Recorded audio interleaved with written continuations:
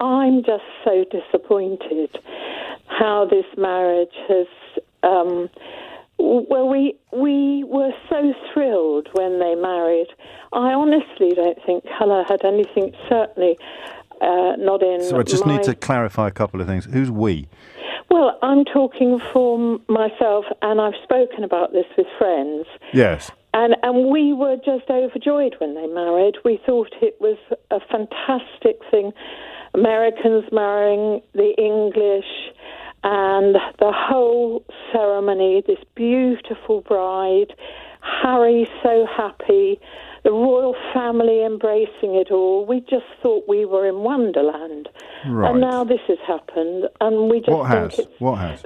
Well, they've left England. Well, it's hardly surprising when you see what the newspapers have done to them. I mean, it's just on Sunday that she won a legal battle with a paper that paid her estranged father for a private letter. Yes, I wouldn't stick around, would you? Well, you're in Hartley-Whitney. If the Hartley-Whitney Observer was paying your estranged father for your private communications, would you want to stay in Hartley-Whitney? I might want to, yes. Right. I might want to brazen it out. Okay, I wouldn't. I think she would have done much better. I think they would have done as a family much better had they have stayed. I mean, America's an awfully big place. So I don't really, and forgive me, I'm not sure you do either. What exactly have they done wrong? Well, I think they should have stayed. I think they should have stayed with their little family. So until they left, you were very much a cheerleader for them? Yes, of course. So it's just their decision to live where they want to live that's upset you? Well, I just think... In her home country? They bolted, they bolted. And I think I was really disappointed they did this because we invested so much. Why can't they live... You live where you want to, don't you? Well, they can live wherever they want, and they are living wherever they want. But why does it disappoint you that they live where they want? Because we wanted them here. Well, then we should have been nicer to them. Well, I was nice. I don't know about anyone else, but I was nice, and I just thought it was a wonderful thing, just a wonderful, happy story, which sadly is ended. But it's still happy. Well, I mean, the pictures are beautiful of the pregnancy. Why are you laughing? Well, I think if that photographer took a picture of me, age 76, I'd look pretty beautiful too. But I don't think you can... I don't understand that point. People have got a happy life just by showing a picture. But you said you're disappointed in them because they live where they want to live. I'm not disappointed. You've said it 4 times since you rang in. I don't want to have a fight with you, but it's as if we're both dancing around something here. No, I'm disappointed that they left. Right. I'm disappointed that they actually left. Having had that magnificent wedding with the whole country embracing them, I just feel... Well, I mean, that's simply not true, is it? The whole country wasn't embracing them. There was already a lot of negativity. Listen, I need to start by saying something that shouldn't have to be said, but here we are. When someone tells you they've been treated badly enough that they had to leave their home, your job isn't to convince them they should have stayed and endured it. Yet that's exactly what happened when a caller rang into James O'Brien's show. And what happened next is absolutely worth examining because it cuts straight to the heart of why so many people still can't seem to grasp why Prince Harry and Meghan made the only decision that made sense. The caller, clearly emotional, clearly invested in a narrative she'd constructed over years, kept insisting that Harry and Meghan should have stayed, should have worked things out, should have remained in the United Kingdom despite everything they faced. And James O'Brien, with the kind of patience and logic that seems increasingly rare in modern media discourse, simply asked the question that demolished her entire argument. I wouldn't stay here if I got that treatment, would you? That's not an evasion. That's not opinion. That's the kind of simple, devastating truth that exposes how fundamentally disconnected so many people have become from basic empathy and human dignity. Because when you strip away all the noise, all the tabloid headlines, all the speculation about drama and disputes, all the manufactured outrage about tradition and duty, what you're left with is a fundamental question about whether people have the right to walk away from situations that are actively harming them. And the fact that we're still having this conversation nearly 6 years after Harry and Meghan left is less a sign of confusion and far more a sign of willful ignorance, because the evidence has been there all along. The interviews have been there. The legal victories have been there. The documented racism, the relentless media attacks, the coordinated smear campaigns involving newspapers that were literally paying her estranged father for her private communications, all of it has been there for anyone willing to actually look. Yet people like this caller continue to ask why they left, as though the answer isn't glaringly obvious, as though watching someone be systematically destroyed by an institution and then being shocked when they decide to leave is somehow a reasonable position to hold. What's really happening here is something far more troubling than simple disagreement about whether Harry and Meghan made the right choice. What's happening is a collision between two fundamentally different worldviews about suffering, duty, and what we owe ourselves and our families. There's an expectation, particularly placed on women, but extending to anyone who challenges the status quo, that you should absorb mistreatment quietly, smile through the humiliation, sacrifice yourself on the altar of tradition and public approval. Stay and suffer, essentially. Don't rock the boat. Don't embarrass the institution. Don't prioritize your mental health and your family's safety over the comfort and convenience of people who've never had to face what you're facing. This is the mentality that James O'Brien was really exposing in that conversation, and it's a mentality that has become almost invisible, precisely because it's so deeply embedded in how we're conditioned to think about duty, loyalty, and what constitutes strength. When people say Meghan should have stayed, what they're really saying, whether they realize it or not, is that she should have endured the abuse for their comfort. They're saying that her mental health mattered less than their investment in a fairy tale. They're saying that the racism she faced was something she should have powered through, rather than something the institution should never have allowed in the first place. But Meghan refused to play that role. She looked at what staying would cost her and her family, and she made a choice that millions of people are conditioned never to make. She chose to leave. Not impulsively, not out of weakness or spite, but out of clarity, out of a deep and justified understanding that remaining in that environment wasn't going to get better because the institution had no interest in making it better. The evidence of coordinated cruelty was overwhelming. Racial attacks in the press, a complete lack of institutional support when she needed it most, financial strangulation by King Charles, who slashed Harry's funding to a measly $800,000 annually while William's family received millions. And when Harry tried to propose alternative arrangements that would have allowed him to serve in a modified capacity while protecting his family's well-being, he was met with an ultimatum: total servitude or nothing at all.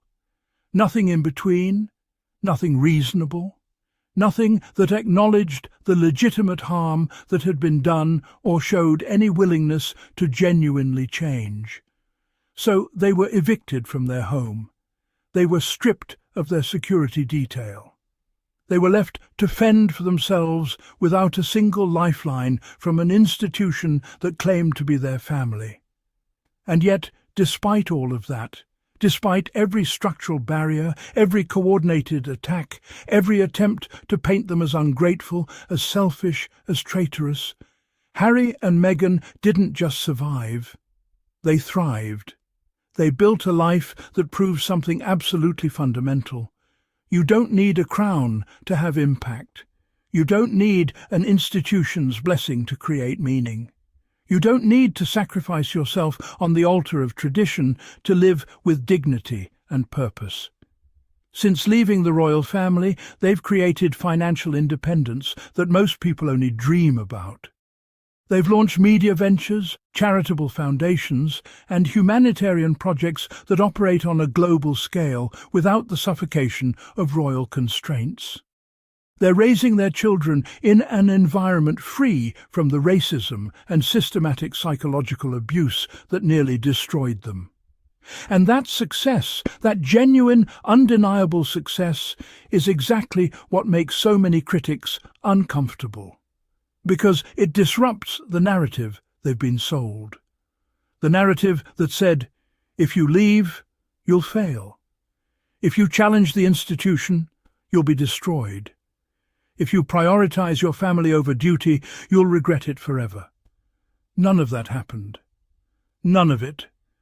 Instead, what happened is that two people found their freedom, and in that freedom, found their truest selves. Now, here's where this gets really interesting, because the caller's disappointment reveals something that James O'Brien was subtly pointing out. There's a massive difference between investment and ownership. This caller said, and this is important, she and her friends were so invested in Harry and Meghan's story when they first married. They were thrilled. They felt like they were in Wonderland. There was a fairy tale, and they got to be part of it, even though they had no actual stake in it. But the moment Harry and Meghan made a decision about their own lives, a decision, by the way, that had absolutely nothing to do with this caller or her friends, suddenly that investment felt betrayed. Suddenly, the fairy tale that had been for public consumption had to continue existing exactly as people wanted it to, regardless of the cost to the people actually living it. This is the mentality that's worth examining, because it's everywhere. It's the mentality that says other people's lives should continue according to scripts that serve our emotional needs. It's the mentality that says suffering quietly is more noble than choosing peace. It's the mentality that says duty to an institution matters more than duty to yourself and your children. It's a deeply conditioned way of thinking, one that's been reinforced for generations, particularly in British culture, but it's not actually rooted in anything real. It's rooted in control.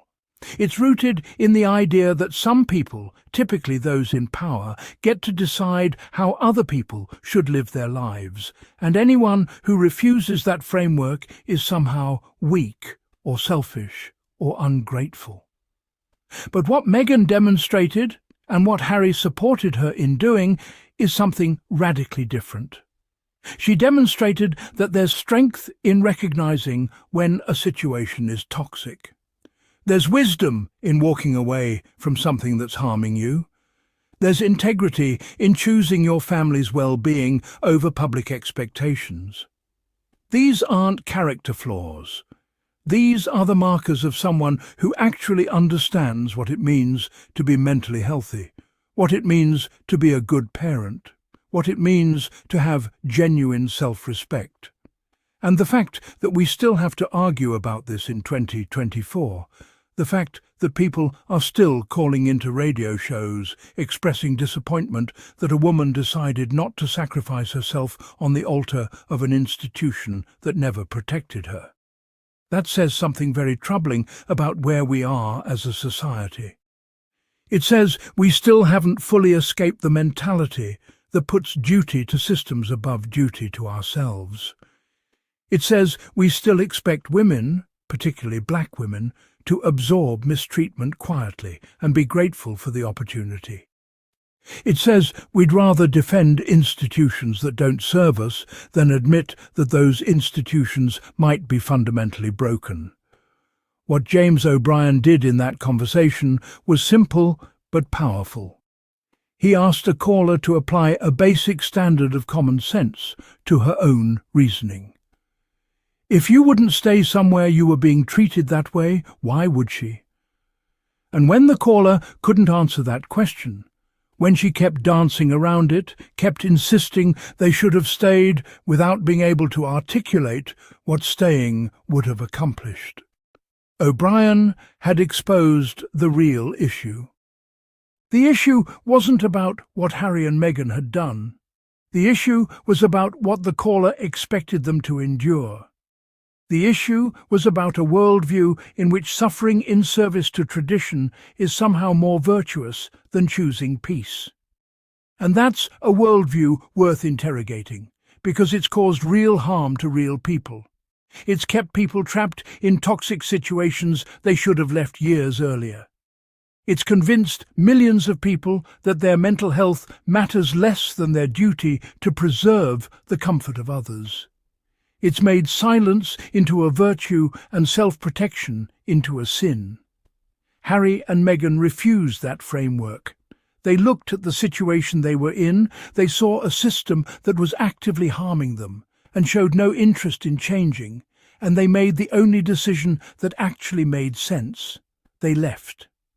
They protected themselves. They protected their children. They chose their own lives over a script someone else had written. And in doing so, they gave permission, whether explicitly or implicitly, to everyone watching to do the same. To look at their own situations. To ask themselves if they're staying somewhere they shouldn't be staying. To consider whether the cost of staying might actually be higher than the cost of leaving. That's powerful. That's genuinely radical, because it challenges this deep, ingrained idea that endurance is always noble, that sacrifice is always good, that duty to systems matters more than duty to yourself. It doesn't. It never has. And the sooner we stop pretending it does, the sooner we stop expecting other people to prove their worth by how much they're willing to suffer, the healthier and more honest our conversations about duty, tradition, and choice will become. So when someone asks why Harry and Meghan left, and they will keep asking because this narrative isn't done being weaponized, the real answer isn't complicated. They left because they had to. They left because staying would have meant accepting ongoing abuse in the name of duty. They left because they had the means and the courage to do so. And they left because, ultimately, their family mattered more than anyone else's expectations. That's not bolting.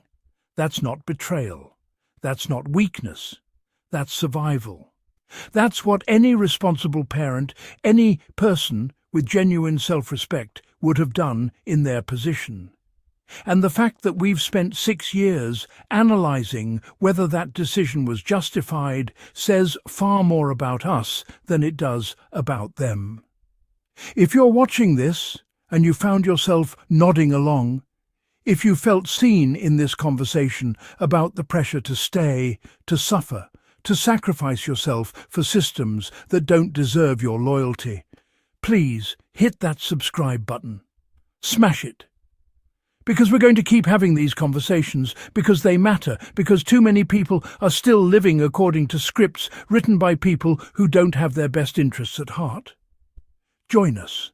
Be part of this community. And together, let's keep pushing back against the mentality that says suffering quietly is somehow more virtuous than choosing peace.